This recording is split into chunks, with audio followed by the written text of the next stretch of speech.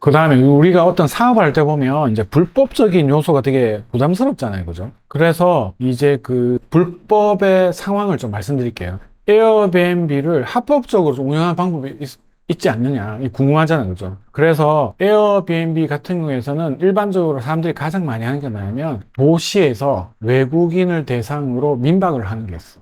그걸 줄여가지고 외도민이라고 하거든요. 외국인 도시 민박업. 이 단어 자체에 합법이 뭔지가 다 나와 있어요. 첫 번째, 외국인이잖아요. 그죠? 국내인을 받으면 안 돼. 그래서 외국인을 일단 대상으로 해야 돼요. 그리고 두 번째, 도시잖아요. 그러니까 도시에서 해야 돼. 무슨 말이겠죠? 그래서 서울이나 부산, 뭐 강릉, 이와 같이 이제 대규모 도시에서 하는 것들이 이제 외국인 도시 민박업. 여기서 제일 중요한 거는 민박업이다. 즉, 민박이라는 거는 집주인이 게스트를 받는 그런 구조를 민박이라고 하잖아요. 그렇기 때문에 절대 원룸은 안 돼. 원룸에 집주인하고 게스트가 같이 살 수가 없잖아, 구조적으로. 그래서 불법적인 요소가 안 되려면 도시에서 하게 되면 게스트가 별도의 방에 집주인이 그 집에 같이 살아야 돼.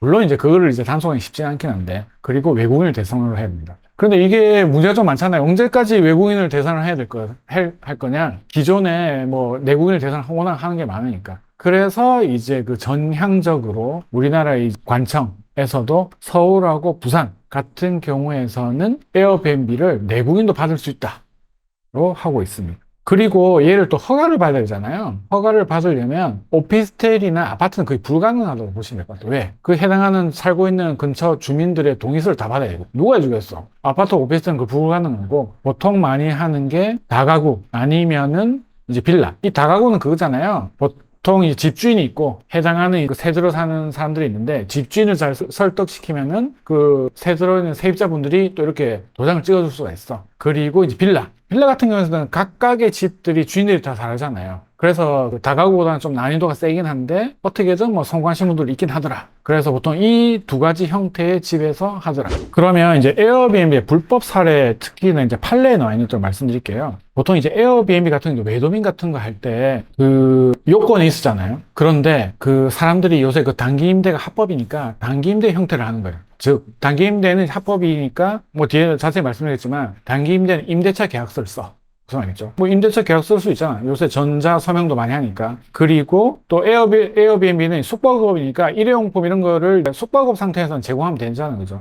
근데 단기 임대는 일회용품을 제공하지 않아요. 그래서 단기 임대처럼 이제 그 계약서도 쓰고 일회용품도 제공하지 않고, 즉 나는 일회용품도 제공하지 않고 그리고 임대서를 쓰기 때문에 나는 그 숙박업으로 한 게 아니다. 즉 단기 임대 형태로 했다. 하지만 걔를 에어비앤비 플랫폼에 옮긴 거예요. 에어비앤비 플랫폼에서 얘를 단기 임대 형태로 운영을 한 거지.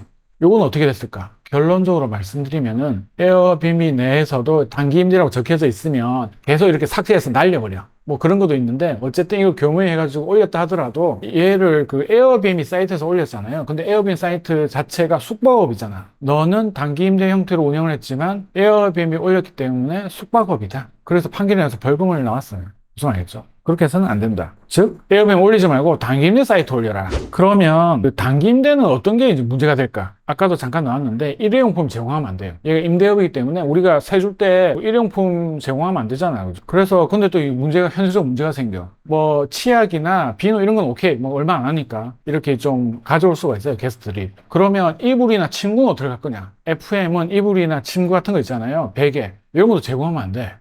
그러면 실제로 자기가 그런 이불을 가져올 수는 있지만은 실제로 뭐 갈 때 우리가 어디 놀러 갈 때 그런 거 안 들고 가잖아요. 그럴 때는 걔를 이제 그 해당하는 금액에 좀 빼가지고 그리고 또 대여해주는 또 시스템이 있어. 침구나 이불 이런 것들을 대여해주거나 아니면 쿠팡이라는 싸면 하게 되면 특히 여름에는 뭐 잘 이불도 덮지 않고 얇은 거 사면 되잖아요. 그죠? 이런 건 4, 5만 원이면 살 수 있거든요. 그런 것들을 게스트한테 구매하게 만들거나 하면 내가 사줄 수 있는 거고 한 달 정도 이용했을 때 그런 식으로 하시면 됩니다. 그리고 또 이제 그 문제가 되는 게 뭐냐면 그 단기 임대 같은 경우에서는 전대차 계약을 맺어야 돼요. 물론 에어비앤비도 당연히 맺어야 되는데 이 전대차가 뭐냐면 우리가 만약 그 해당 물건을 내가 갖고 있어. 그건 필요가 없어. 그런데 내가 월세를 이용해서 단기 임대를 할 수가 있잖아요. 그럴 때는 이제 그 집주인한테서 전대차, 즉 내가 이 집을 빌렸지만 내가 또 이제 게스트한테 빌려줄 수 있다.